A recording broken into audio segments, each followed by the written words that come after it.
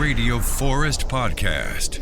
Hi, it's Fortune. Fortune Feimster, how are you? Good, how are you? Good. Were you here with Bert's Fully Loaded tour? I was just trying to look that up in Boise. No, I did his Fully Loaded tour, but not in Boise. Yeah, that's what I thought, right? But how were those shows in the cities that you hit up with those guys? That seemed like just like a big party, fun hangout time. Oh, yeah, it was so fun. I mean, Bert never does anything, chill. It's always big and over the top. So, my tour is so low-key. It's just me and my opener, but that was like a whole party coming into a city.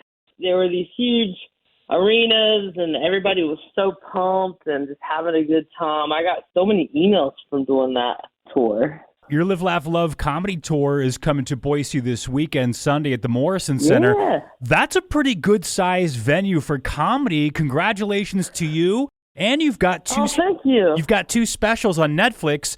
A lot of comedians these days like, I'm just going to put it on YouTube. And I wonder if that's because they didn't get that Netflix offer. So to have two and to sell tickets for the Morrison Center, that's fantastic, Fortune. I mean, everybody, has a different way of doing things. Some people like to go that more independent route. I do a lot of work with Netflix. I'm an actor, so I've been in a lot of their shows. I also do a radio show with Tom Papa for Netflix. At this point, I feel like I'm part of that world, so it's really cool that they've given me these two specials, and it's awesome because it's got a worldwide reach. I never thought in a million years that I would, have someone coming up to me from like Kuwait or Ukraine telling me they've seen my work. It's pretty trippy. In the show for Netflix, Fubar with Schwarzenegger, I mean, obviously you guys are getting along great on set. I've seen some bloopers, behind the scenes stuff. How was his attitude? I get the impression he used to have a house here in Idaho. Maybe he still does. But I know people that have ran into him, and they said that he's the kind of celebrity that you want. He gives you attention. He makes jokes. He focuses on you. Did you find that to be true? Mm-hmm. Yeah. I mean, he's such a unique person, and that, how many people have been at the top of their game in so many different fields, bodybuilding and then acting and then the governor. So he definitely is not like your typical celebrity. He knows the weight that he carries, but in a very humble way, and also in a way that's real. Like, he's like, I know this person wants to take pictures of me, so I'm going to take this time to be present and, smile and connect with them.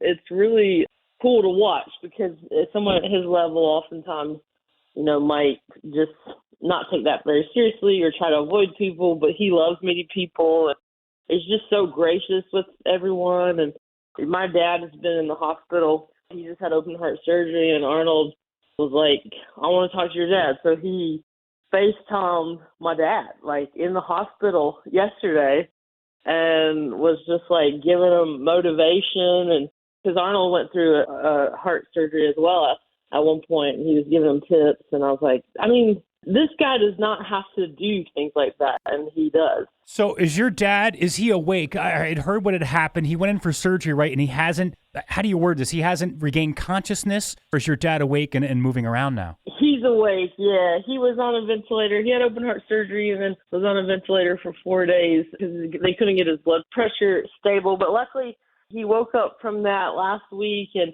it was a little touch and go, but he seems to be on the other end of the scary part. So Arnold was trying to give him tips about, how to get back on his feet and the importance of, like, things he needs to do in order to get out of there. And so, it meant a lot. It meant a lot to my dad. It meant a lot to my family that someone like him would want to take the time to do that.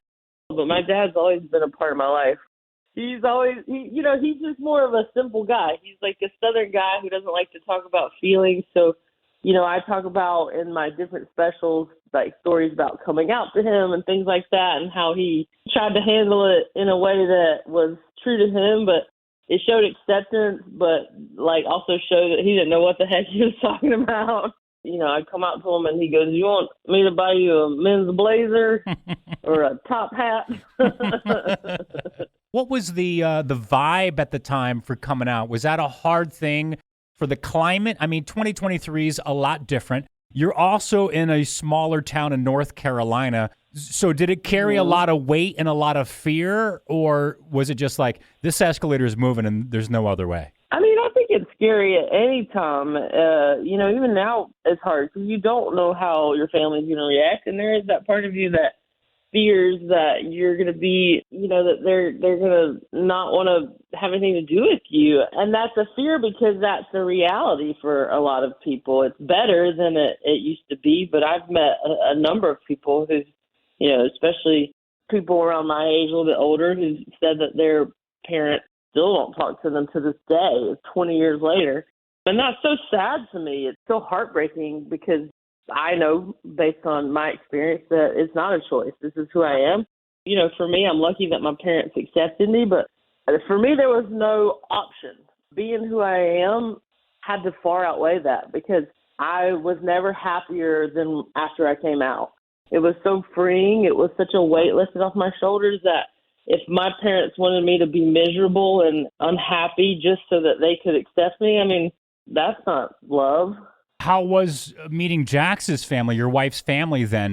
Well, Jax, she comes from a conservative area of Michigan, and so, it was a journey for her as well. And luckily, her parents are very accepting, and Jax came out at 15, which I can't even imagine having that sort of knowledge, Yeah. About yourself and self-awareness at that age. I was so awkward and had no idea about anything. So they had some runway there to get used to that, and she had some long-term relationships, and they were always really good to those exes. So I was lucky that when we started dating that they were really loving and wonderful. Their biggest thing was I lived in California and she lived in Chicago, so they were like, please don't take her away from Chicago. I was like, I can't promise that. But your 1 hour special on Netflix, you kind of talk about her exes. Did you have to clear that with her? Was it like, hey, I'm thinking about doing this on stage? Or did you just kind of slowly get into it on stage and like, yeah, there's how many cops are there in my wife's? So that's got to be at least a discussion on some sort of level at some point. Oh, for sure. Well, she's the executive producer on both specials, so she knows all the material that I'm doing. So she was very aware of it. I mean, when I first told her the joke, she laughed because it's kind of a running joke with us. Every time I go to Chicago, I'm like, oh my gosh, how many lady cops did you date? This is crazy. We keep running into people. And so when I was writing that joke, I was like, I got to put this in here. And I asked her, I said, are you okay with it? I obviously changed everybody's name. And it's not one specific person. It's kind of just like about people, grouping. Yeah, it's just about people in general. So she knew because I wasn't like thinking or talking about one specific person that it was totally fine. She thought it was funny. I'm super impressed. I heard that you were kind of still playing soccer, and that's kind of how you got your wife to move with you. Are you still playing? Have you played since you were a kid? I mean, unfortunately, the pandemic took a toll on many things, and soccer was one of them. It totally just stopped that league in its tracks. But from 2005 until the pandemic, I played soccer every Monday night in a league, and I was always like telling everyone on my team, like, no, do not ever schedule anything on Monday nights. That's like my night thing that I want to have for myself, and I look forward to it like every week. I played soccer growing up, and then I played my senior year of college, where I just had not played for a while, and I was like, I'm gonna play on the college soccer team. That's awesome. So yeah, it's just a sport I always loved and always just kind of was in my bones. But after the pandemic hit and the league sort of fizzled, Jax was like, I think we're reaching the age now where it's time to hang up the cleats. I'm like, no. I mean, her thing was like, I had a very close call right before I filmed this movie where I like pulled my hamstring and I was limping like literally up until the morning I was about to shoot. Oh, you could lose you could lose a movie. Yeah. And so she was like, do you think this is a good idea? And I kept playing for a while, kind of fighting it. But then once the pandemic hit, I was like, all right, I'll stop. Missed it. Fortune, have you heard back from Chili's or Hooters? Have they reached out to you and given you some swag or said, come on in anytime you want? Yeah, both places have been great. People are always like, I wish I got free, whatever. I'm not doing anything for free, anything. Let me just clarify that.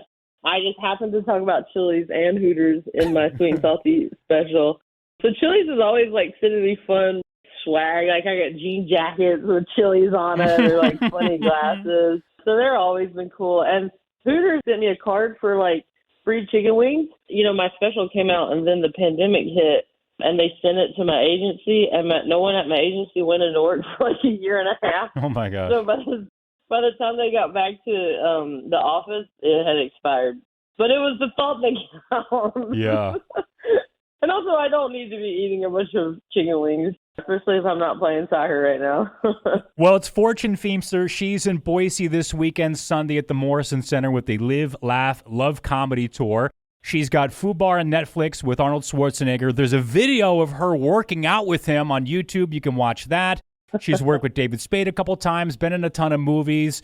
The 1 hour special, Good Fortune's on Netflix. She's got another special on Netflix, voice work for The Simpsons. I mean, you've got a podcast, too. I forgot to mention Handsome. You've got the podcast. Handsome. You've got the... Good looking work, too. Yeah, and you've also got the radio show with Tom Papa. You're just as busy as you can be. Fortune Feimster. That's crazy. Congratulations on all your success. We'll see you Sunday. Thank you. Thank you so much for calling in today. I appreciate it. I'm excited to get up to Boise.